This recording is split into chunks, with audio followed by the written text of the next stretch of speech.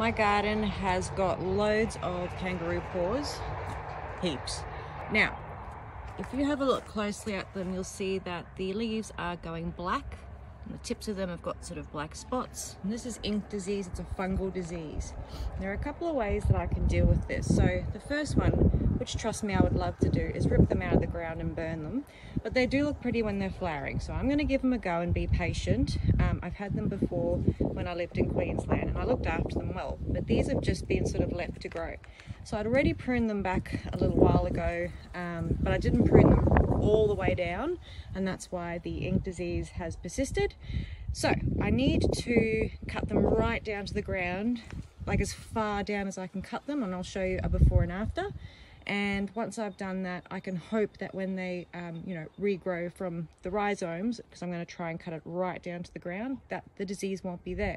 If the disease persists, I am going to get rid of them and I will be burning them. The cuttings that I have, I'll be putting them onto my bonfire pile. I will not put them in my compost, and you guys can either put it onto your bonfire pile if you've got one, or put it in the bin.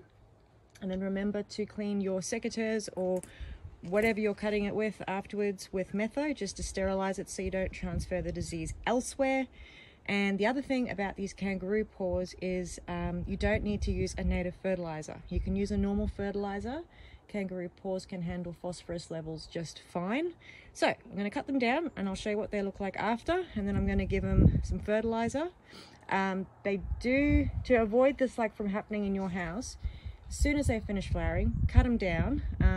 As I said, these have been left to grow too long, and when I came here they were taller than me, so don't let them get to that point. As beautiful as they are, especially in cool climates like where I live now, they are very susceptible to ink disease.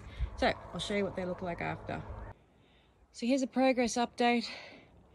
It looks like they're completely removed. I've still got a bit to clean up, just like the leaves and stuff, but I can guarantee you they will grow back whether I like it or not.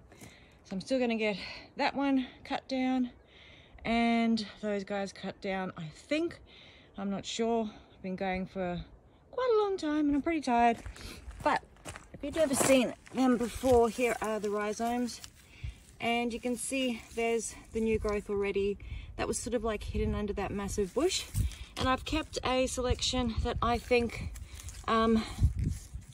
don't have that fungal disease, and I can choose to replant them elsewhere if I want, if I really want to punish myself.